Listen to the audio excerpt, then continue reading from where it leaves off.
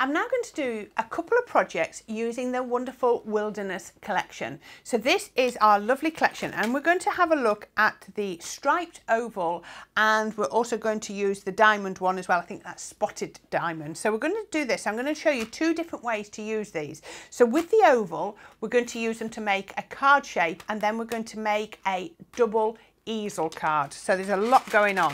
So these are really clever. So look at my dies all over. So what you've got here is you've got an outside die, then you have your detailed die, and then you have your inner die. Now it's up to you which ones you use in which order. So for this, I've used, let me just move this out of the way. I've used the outside die to cut my card base. I've just used that one on its own. But now what we're going to do is we're going to use all three of them together to create a frame. So I'm going to bring my magnetic sheet in because that's the easiest way. I'm going to pop the large one down. Then I'm going to, oops, that's upside down. It's going to cut into my magnet. Then I'm going to put my detail in. And the great thing is the magnetic sheet holds it exactly where you need it to go. And then I'm going to put my center oval in as well. So just move that round till it's in the right place. And then I had a piece of white card. I'm going to pop that over the top. Definitely put my cut tidy in because I've got all of that detail. And then I'm going to run that through my die cutting machine. So that's going to cut me a frame. So if we have a look at the card, what I've done here is I've cut my oval, as you saw, with the fold at the top, and then I've folded it in half. And that's going to create my easel effect.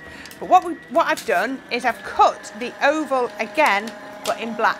I haven't done it in white this time because I don't think I really need to. So that is going to go on the front of my card. Now remember what we always say, put your adhesive on the base so that you don't over glue it, so you don't get the glue in the wrong place. So we can just pop that onto there. There we go, and that's created my easel card base. Really, really simple. So let's have a look at here. What's this cut? Ah, it's there, look. Let's just poke these bits out. There we go. Oh, all over the table. There we are. And there, look, we've now got this beautiful frame. So the outer die, the inner die, and all of the detail. And that now wants to go onto my card base. And look at that. Once you put that on the black, let's just poke that one out. That looks beautiful, doesn't it? So I find the easiest way to do this is I'm going to actually put a little bit of glue on my mat. I will try and clean it up nice and quickly before it sets hard. So a little bit of glue on there, and then I can then just tap this through, and it's just going to pick up the glue it actually needs. So instead of over gluing so that when you stick it down you've got glue pouring through, you actually only get what you really need. There we go. I can feel, am I round? Right, I'm back round. So I've got little bits of glue on the back of there, and that then is going, oops, I've got a piece of waste there, look, get rid of that. And that's going to fit perfectly onto there. There we go. And look at that, absolutely brilliant. So let's just quickly get rid of that before everything else sticks to it. And then the next thing I've done is I've taken one of the backing papers from the USB, and I've just used that centre die to cut that out, and that's going to go on to there. Now I've put the finest foam tape I could find. So this is a 1mm foam tape. I wasn't after a lot of height, but I just wanted it to lift ever so slightly. So using my 1mm tape, I've just put that just there. There we go. So that has now created the front of my easel.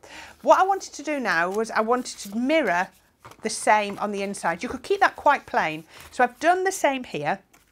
I put the white frame on here, but can you see I've trimmed off the top, and that's because we've not got quite a full oval on the bottom. If I didn't trim that off, I wouldn't be able to fold my card over. So I've just literally used my scissors to trim off the top there. So we can then stick that back down, and that's going to go all the way. Oops, a bit vicious there, wasn't I? Took it out of my own hands. Put that onto the card, just there. Perfect. And again, as I said, mirror what I've done. You don't have to, but I just like to do. Mirror what I've done on the front. So I've got exactly the same. I even put the two pieces of card over each other, so you'll see that that is an exact copy of there. So they will cut out at the same time. So they are perfect mirrors. So you can see 1, 2, they are exactly the same. So now we need to start cutting out our zebras. So obviously black and white is absolutely perfect for your zebras, isn't it? So let's take that, move that out of the way. So I'm going to bring this in here. And what we've got here is I've got my zebra. Let's just put, I'm going to just for the sake of it, I'll put my cut ties down. So I've got my zebra, I've got my baby zebra, and I've got my shaded refuge. So let's take the baby zebra and put it over the charisma there. We've got the just zebras on here. This actually cuts out really easily if you only want one zebra. And then I've got my shaded refuge. So let's pop those on there. I'm making a right mess on this table today with all these bits, aren't I? I always think that's a sign you've had good fun crafting. And the baby zebra. Pop that across there. And also the tree. Now the tree, I've found when I've been getting all these ready, is such a useful die. It adds detail, it adds perspective, it just really finishes it off. Try putting your compositions together without using the trees and you'll see that they don't look, somehow they just don't look right. You pop the tree on and everything then seems to pop. So what I've got here is I've got the foundation layer for both the zebra and the baby zebra. And what I've also done here is I've folded a piece of cardstock over and I've cut this one again so it's a little tent fold card. And that's going to be my second easel rather. And these have cut perfectly, look. I knew they would, no doubt. Let's just release those, there we go. There's my tree. Look at that, absolutely perfect. And my baby zebra. That's going to go, oops.